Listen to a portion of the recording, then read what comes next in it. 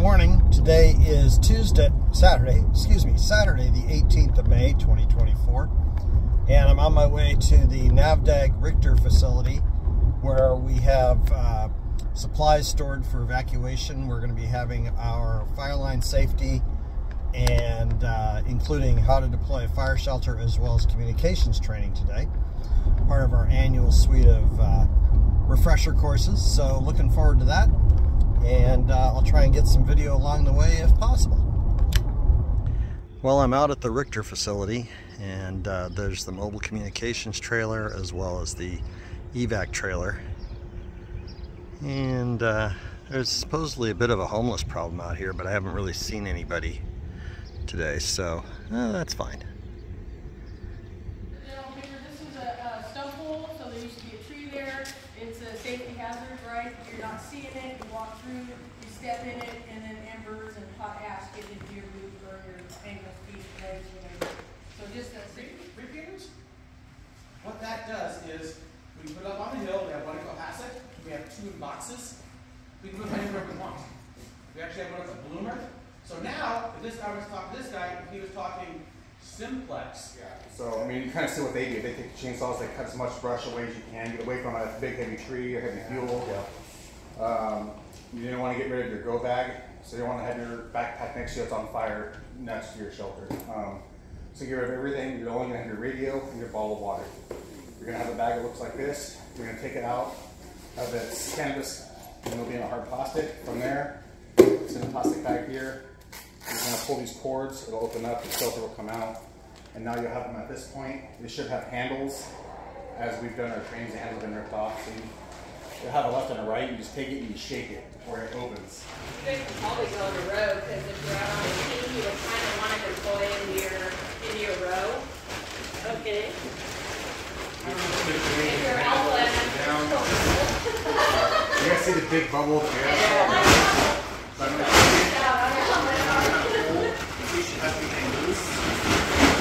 We talked about fuel conditions. This is a used fire shelter in front of me right now. In some days since we've seen any appreciable rain.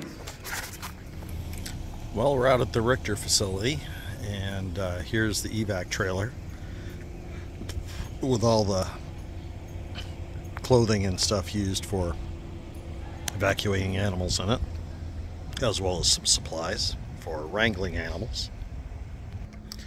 We have water jugs for taking water in for feed in place, and various other supplies.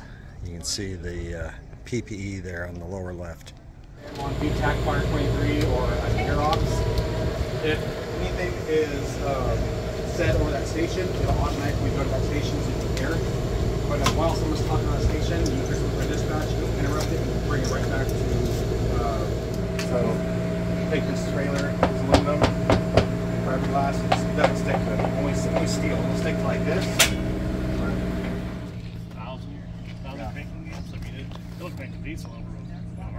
But how long will it last? I mean, if you're only drawing out. First, you could just get under there and you do this, and then you pull this here, just like that. And a lot of times they'll freak out, they'll alligator roll, but if they're not happy, you can also release you. Well, good morning, and today is Sunday, the 19th of May, 2024, and I'm here at River Reflections RV Park, down here in the visitor row, as I call it. Everybody else up the hill, up the hill is pretty much permanents, or they're here for long term. And I had my first day of training for NVADG yesterday, fireline training, and putting on PPE and communications training, so that went well. And today is working with large animals and also the physical capabilities test. So it'll be another good day, and then we'll head on back down to Lake Minden after we're done today. Well, I'm on my way to Camelot, the large animal evac location for NVADG. It's kind of out here in the middle of nowhere, but it's only 15 miles from the campground, which isn't bad. And here I am at Camelot.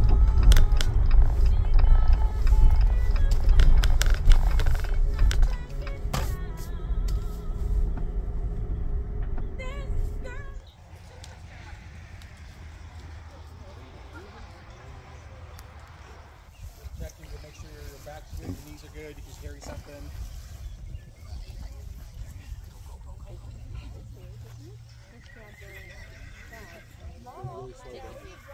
Great, and then we're going to move on to our next activity. You are marking down. I've got Russ. Yeah, and if you haven't checked heavy, what's going on with this guy? So, what do we think about this guy and his behavior right now? Anxious. He's separated from his buddies. The owner feeds him way too much. Okay, so what do we think? He's excited. Too pretty. So why do we think he's acting this way? Because his buddy's over there. Because his buddy's gone. His buddy left. So he's worried. He doesn't really care about us right now. He's worried about where's my buddy. Horses get extremely buddy sour. This is the reason why if you cannot load a horse into a trailer, one loads, the other doesn't. We unload that one and we leave both of them. We don't take one and leave one.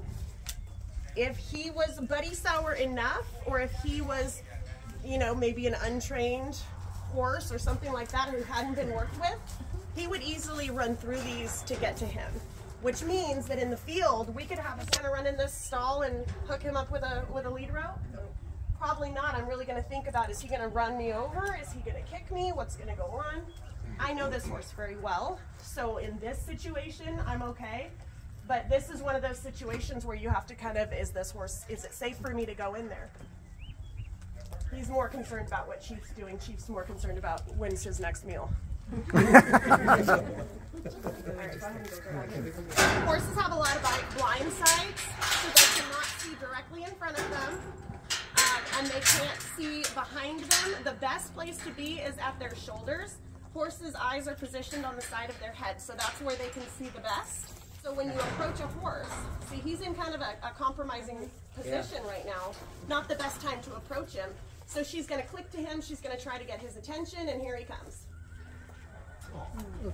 Good.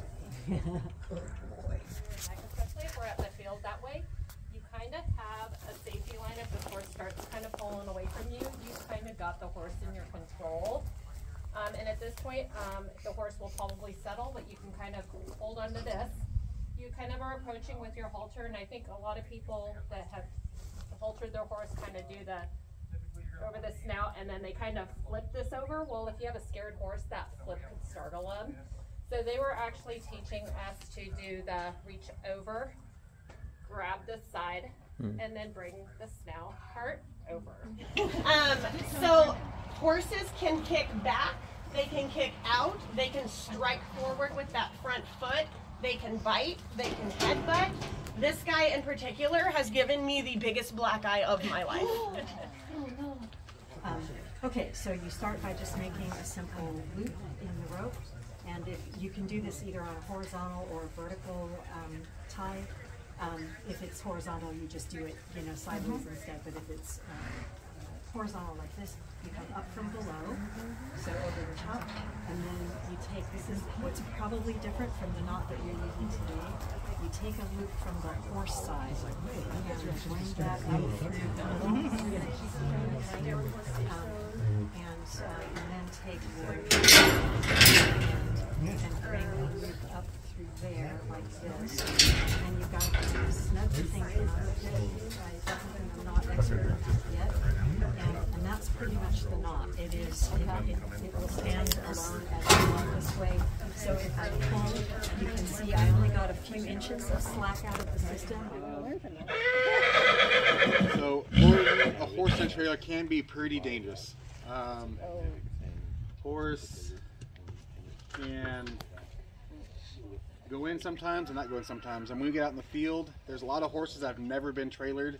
It can be extremely difficult or hard to get a horse in a trailer. Are those boards. So you should at least yearly be checking your floorboards in your trailer to make sure there's no dry rot or any potential hazard for the horse to go through. So you only have support every 16 inches.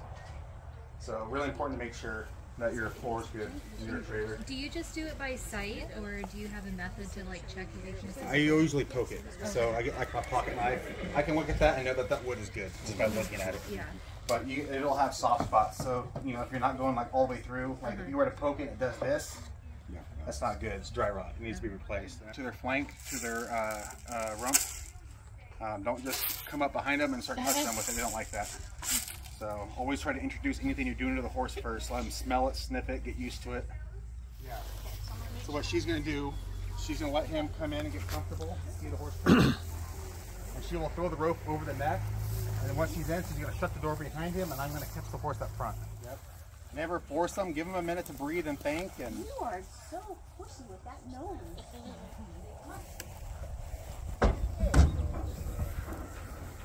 so I would catch it here, and then she's just going to shut the door right behind him.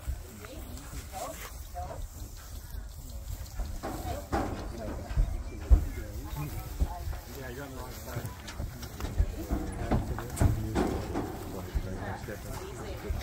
Moving the heat, stopping is always good. Right. And then you can just push their butt with that gate and close it, and it locks. It locks. You locked in? I always say step, and then they kind of know. So just like so. Who you kind of think might need a vet, and you're going to call a vet, before the vet comes out, they may say, what are their vitals? Or the overall exam. The handler is going to stay on the same side as the person giving the exam, or working on the animal, or whatever it is that they're doing. We're going to start by listening, we're going to start by doing a visual. Is he lame visually? Is he holding a foot up? Is he not putting his weight on his foot? Are his nostrils flared? Is he taking really deep breaths where he's putting a lot of energy into just breathing?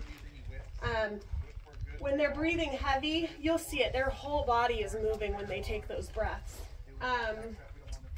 So we're going to start by getting his heart rate. So, would he be up for Sorry, actually, 90 degrees? Are we gonna, do we do the initial tap to see if there's blood or cuts or anything like that? Yeah, so that's part of your visual inspection. So, are there burns? Are there cuts? Is there blood? So, for example, this guy has banged his foot, or his leg down here. So, it looks like he's walking on it, so he's not completely lame on it. I might take a look at it.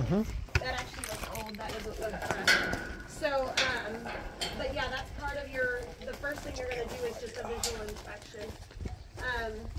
And then we're going to focus on heart rate first, then respiratory rate, and then from that point we're going to start from the front and work our way back. So to get the heart rate, I'm going to listen to his heart. I'm going to time it for 15 seconds and I'm going to multiply it by 4. All right, so to get his heart rate, it's going to be right up in here. Sometimes you have to push up in there a little bit, but this is the general area, and you'll just move it around until you hear that. You're going to listen for the lub-dub. You want to make sure that it is regular, so it's coming in regular intervals. Sometimes you'll hear odd noises. Horses that have odd heart rates, they don't always just come irregular timing, but they may have irregular sounds too. So if you hear something strange, you're going to document it and let the vet know. Just watch around this area, and as he breathes, it's going to go in and out. That's the easiest way. You can also watch his breaths through his nostrils. You can put your hand in front of his nostrils and feel the breaths and from that way. I always just watch back here, and again, we're going to time it for 15 seconds, and we're going to count. So I got 8. So we're going to multiply that by 4, and is that normal? It's a little bit high.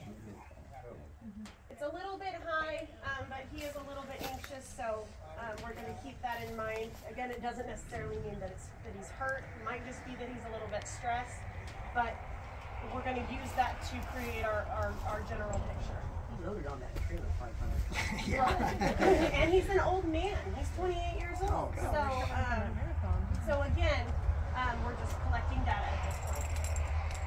So now that we've got those two, those are important points that we need to know. So now that we have those two, we're going to start at the front and we're going to work our way back. I'm going to start looking for things like dehydration. So I'm going to check his mucous membranes, which is his gums. And I'm looking for the color and the texture. So, I'm sorry. How long it takes for them to return to that pink color. We want it to be under 2 seconds. Okay, so he was about a second to a second and a half. So he's good there. So taking the temperature, I'm rubbing the horse, I'm letting him know I'm back here, I'm moving slowly, I'm not just, you know, I'm kind of introducing myself, we're going to dinner. Take him to dinner first. Yep.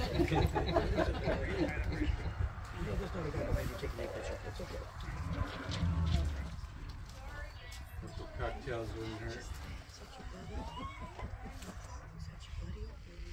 So obviously he's not going to mind that I'm taking his temperature. Some horses might, and so you're reading their body language, their ears.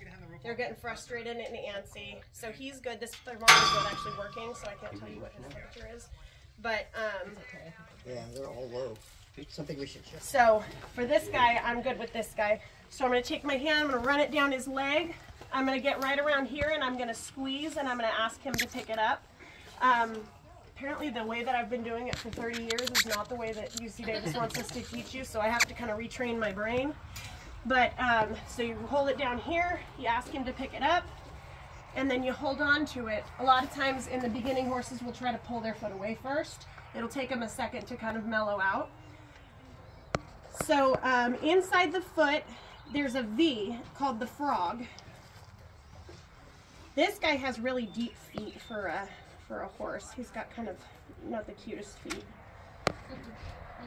And he actually has a big old rock in his foot right now. So, yeah, so that sharp little rock was in his foot, which probably wasn't very comfortable. He gets ridden multiple times a week, so he gets his feet picked out almost every day. Some horses don't. So if you need to dress a hoof, the best thing to use is a diaper. So we're going to be putting diapers in all of the kits. UC Davis just donated a couple cases to us.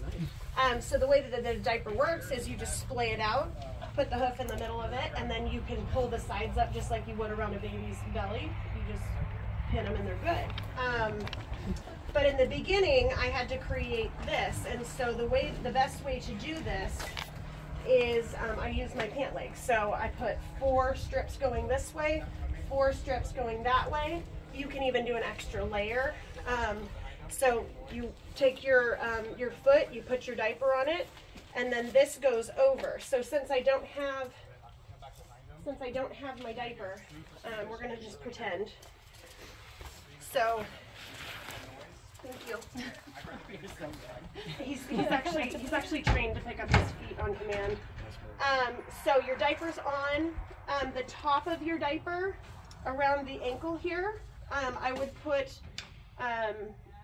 go around with your, what's it called? The Velcro? Not the Coban. The Coban. I would do a couple times around your Coban, because that way we're just not sticking our duct tape straight to the hair. And then, so this goes on the bottom. Do you use the gauze? You can, but typically the diaper would be there, so you wouldn't need it. And then this comes up and around, and then I've always gone around with the duct tape again. And so at least that protects the foot until you can get to the vet or wherever it is you're going. And then you're going to typically, depending on if it's just a wound like this that we want to sit there and go, we don't want it to get contaminated any further, we're going to do a pretty simple wrap. Now if that was bleeding and we had an active bleeder, we're going to actually do more of a pressure wrap because we want to have a little pressure against that to stop the bleeding.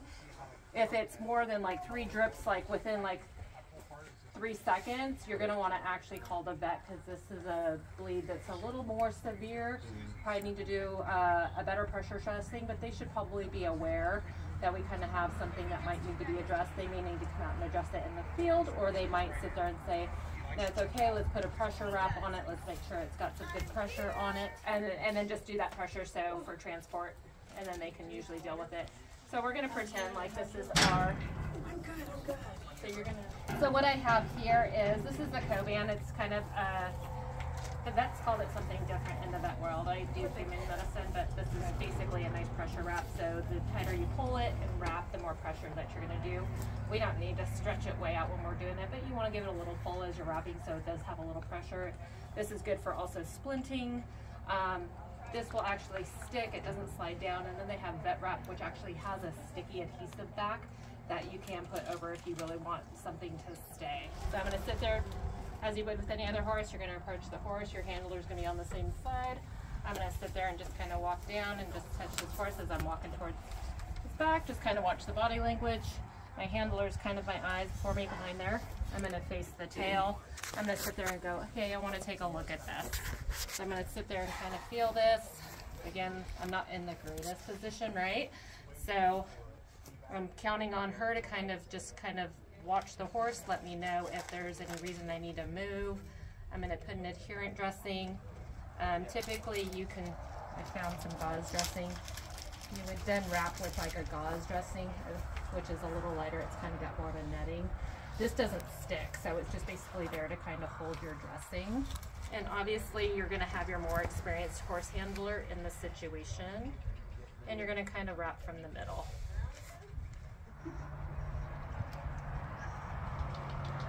Claudia was explaining that by starting at the front of the leg and kind of pulling around, you're putting more pressure on the bone, which can take that pressure and versus the tendon, and not putting pull on the tendon that's at the back of the leg.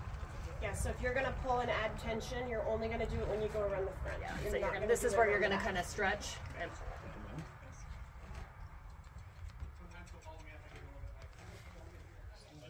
be aware of where your head is to his, kind of stay in those kick zones. The training at the NVADG training the last 2 days of this weekend was really good. It was really appreciated and learned a lot of good stuff, especially when it comes to taking vitals on large animals like horses. So yeah, it was very good.